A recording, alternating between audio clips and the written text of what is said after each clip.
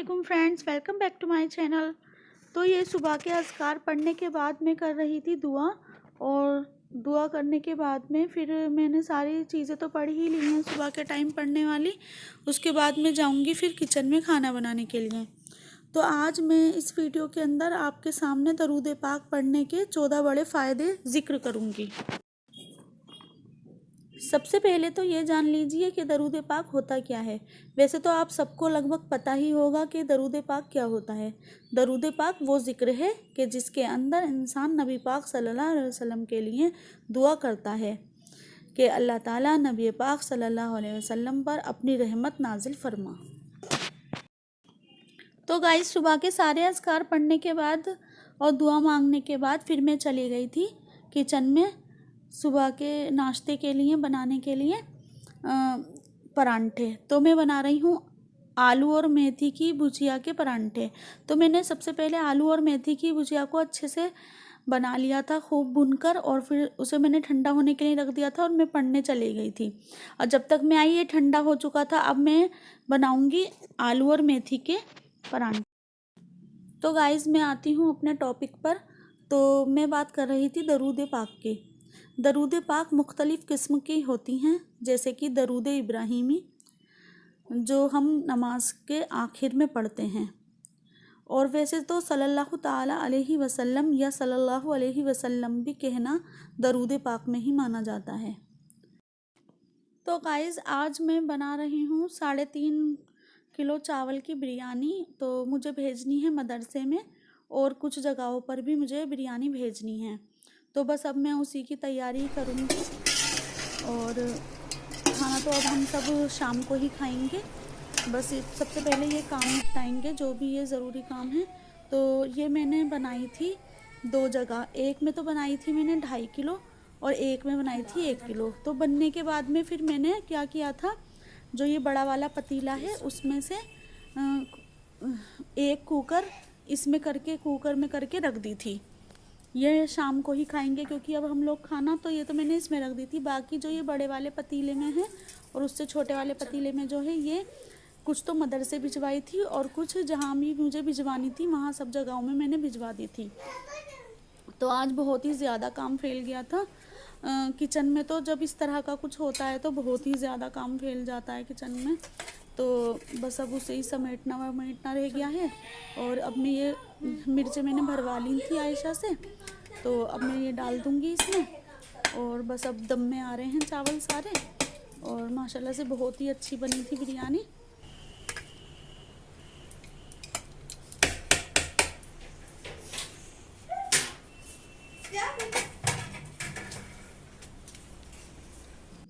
तो गाइज़, अब चलते हैं अपने टॉपिक की तरफ। तो हम बात कर रहे थे दरूद शरीफ के 14 बड़े फ़ायदे की।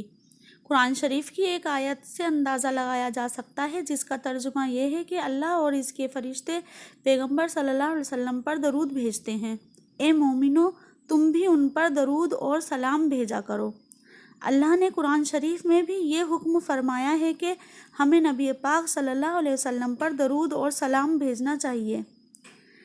सबसे पहला फ़ायदा ये है दरूद पाक पढ़ने का कि दरूद पाक पढ़ने से अल्लाह के हुक्म पर अमल होता है। दूसरा, एक मर्तबा दरूद शरीफ पढ़ने से अल्लाह की 10 रहमतें नाजिल होती हैं। तीसरा, 10 नेकियां लिखी जाती हैं। चौथा, 10 गुनाह माफ़ होते हैं। पाँचवा, 10 दर्जात बुलंद होते हैं। छठा, दुआ से पहले दरूद शरीफ पढ़ने से दुआ की कबूलियत का इम्कान होता है। सातवां, अज़ान के बाद की मसनून दुआ से पहले दरूद पाक पढ़ा जाए तो क़यामत के रोज़ हुज़ूर पाक सल्लल्लाहु अलैहि वसल्लम की शफ़ाअत नसीब होगी। आठवां, दरूद शरीफ कसरत से पढ़ने से परेशानियां टल जाती। नंबर 9, क़यामत के रोज़ नबी पाक सल्लल्लाहु अलैहि वसल्लम का कुर्ब नसीब होगा। 10वां नंबर, दरूद शरीफ पढ़ने से मजलिस बाबरकत हो जाती है। जैसे कि हम अल्लाह का ज़िक्र कर रहे हैं या कोई दुआ पढ़ रहे हैं, उसमें दरूद शरीफ पढ़ ली जाए तो वो मजलिस बाबरकत हो जाती है। या फिर हम 2 बंदे बैठकर भी बात कर रहे हैं तो भी दरूद शरीफ पढ़ ली जाए तो वो मजलिस वो मजलिस भी जिसमें हम वैसे ही बात कर रहे हैं वो भी बाबरकत हो जाती है। नंबर 11, जब इंसान नबी सल्लल्लाहु अलैहि वसल्लम पर दरूद भेजता है तो अल्लाह ताला फरिश्तों के सामने उसकी तारीफ़ करते हैं। नंबर 12, दरूद शरीफ पढ़ने वाले शख्स की उम्र में, उसके अमल में, उसके रिज़्क में बरकत आती है।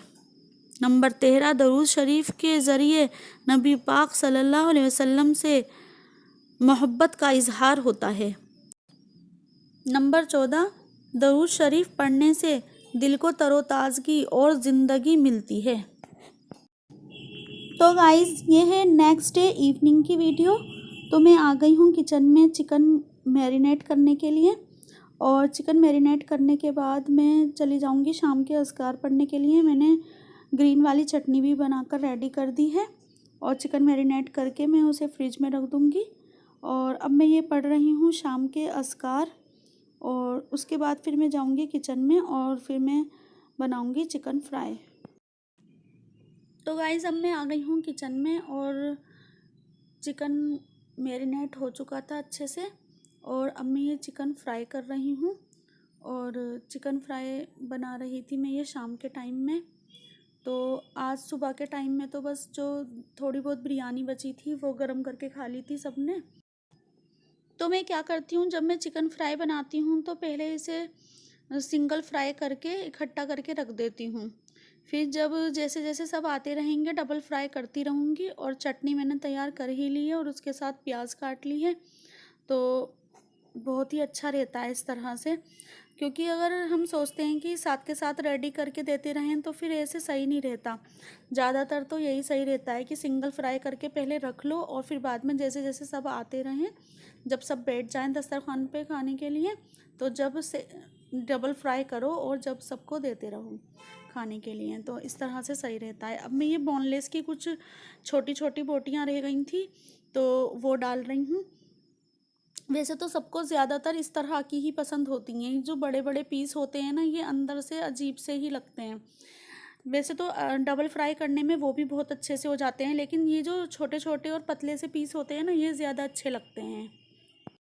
तो देखिए फ्रेंड्स, दरूद शरीफ के तो बहुत सारे वज़ाइफ हैं जो कुछ लोग बीमारी के लिए, परेशानी के लिए, डिप्रेशन के लिए पढ़ते हैं, या दुआ की कबूलियत के लिए पढ़ते हैं, या किसी हाजत से पढ़ते हैं।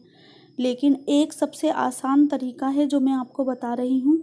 चलते फिरते आप कुछ भी कर रहे हैं, खाना बना रहे हैं, या किचन में कोई और भी मसरूफियात होती हैं बहुत सारी, वो भी कर रहे हैं, कुछ भी कर रहे हैं, तो बस दरूद शरीफ चलते फिरते पढ़ते रहें। इंशाअल्लाह सारी ही परेशानियां दूर हो जाएंगी, चाहे वो रोज़ी की तरफ से हो, या फिर वो हो बीमारी, कोई परेशानी इस तरह की हो, या कोई हाजत हो आपकी।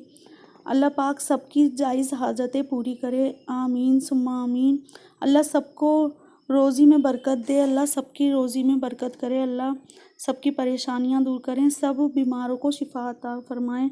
जितने भी बीमार घर में हैं या हॉस्पिटल्स में हैं, अल्लाह सबको शिफाए कामला अता फरमाएं, आमीन सुम्मा आमीन। तो गाइज़, अगर आपको मेरी वीडियोस अच्छी लगती हैं तो प्लीज़ मेरे चैनल को सब्सक्राइब करें, मेरी वीडियो को लाइक करें, कमेंट करें, अच्छे अच्छे कमेंट करें। अब मिलते हैं अगली वीडियो में। अल्लाह हाफिज़।